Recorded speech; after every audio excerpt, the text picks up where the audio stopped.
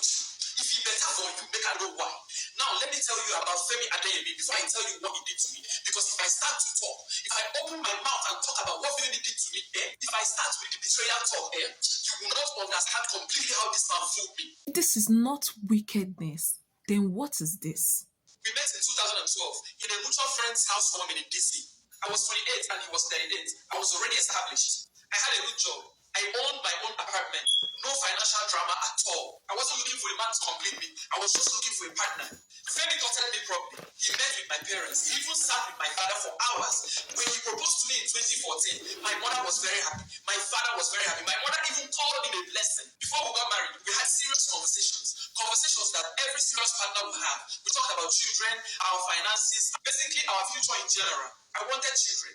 3 or 4 children. Family means everything to me, and I let him know that. Femi said he wanted children too. He said he wanted 3 children, and that we will start having kids as soon as we are done with our wedding. It seemed like we were perfect together, so we agreed on that. But what I did not know, what I did not discover until it almost destroyed me is that Femi had quietly walked into a private clinic in Silver Spring, Maryland, and had a vasectomy. Yes, he had a vasectomy.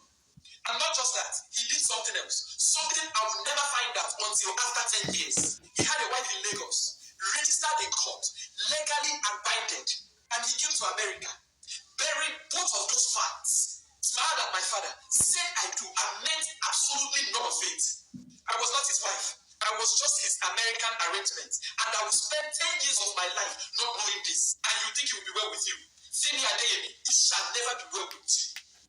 Months into our marriage, we started trying for a child, or at least I thought we were trying. Months after months, nothing was happening. I keep telling myself it's normal. Bodies are different. Some bodies take more time than the others. And then I started tracking my monthly cycle obsessively. I changed my diet. I stopped drinking entirely. I did everything right. I started taking prenatal vitamins as well. After a whole year, nothing was happening still. I went back to my OBGYN and she ran a couple of tests and the results came back normal. My OBGYN said, try another 6 months and then come back if nothing happens. But this time, come back with your husband. And I told Femi, he just turned around, nodded his head and said nothing else. And that was it.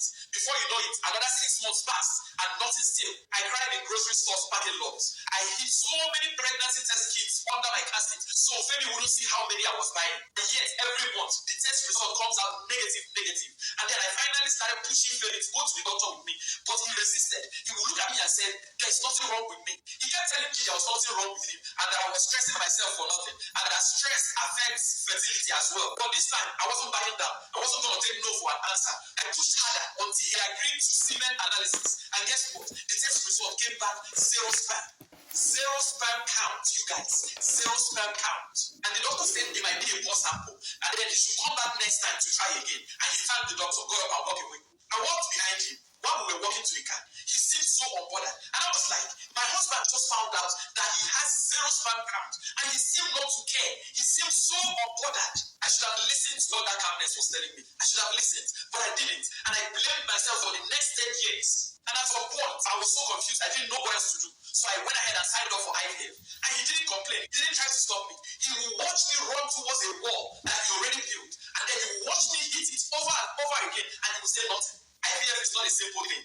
It takes tons of putting yourself with needle on your stomach every morning. It takes a lot of money. It's not a simple procedure. And this man went with me to every appointment. He drove me to every appointment. Held my hand in the waiting room. Looked at me with this patient, gentle expression that I thought it was love at the time. And I'm now just finding out that it was never love. Nah, it wasn't love. It was management. It was him keeping me calm, keeping me in the marriage, and keeping me from asking the right questions. On the second round of the IVF, I had a very bad reaction from the hormone injection.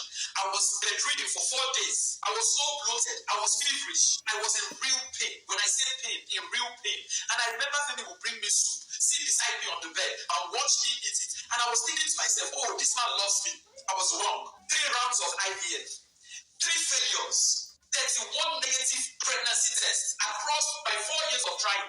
31. After the 3rd round of the IVF failed, my doctor called us and sat us down, and she said she needed a more thorough analysis of Femi's sperm.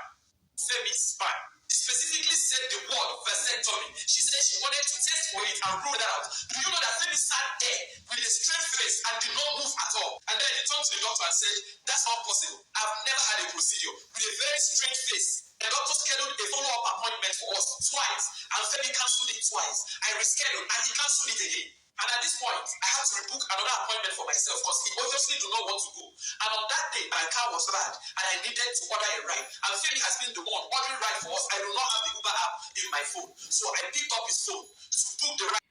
How can one keep such a secret from his said wife for 10 years? You did vasectomy? Your wife did not know? She has been trying to conceive for 10 years and you were right there with her. Through it all, you kept mute. What kind of wickedness? What extent? As in, what type of wickedness can we call this? This is so extreme. It's very bad. How someone is married in another country and comes to another country to marry another woman. The reason for your second marriage is for what purpose? Why would you do that? That is wickedness. That is wickedness. In fact, I don't even know how to explain such wickedness. But you see the world we live in. People live in a lot of lies. And it's so painful that this woman had to believe she was loved for 10 good years. In fact, I think it's just the opposite of it. That love, there was nothing of such. He probably had an ulterior motive for marrying her. I just pray the Lord helps her to heal, recover all, restore her on all sides because this is heartbreaking. But it is well.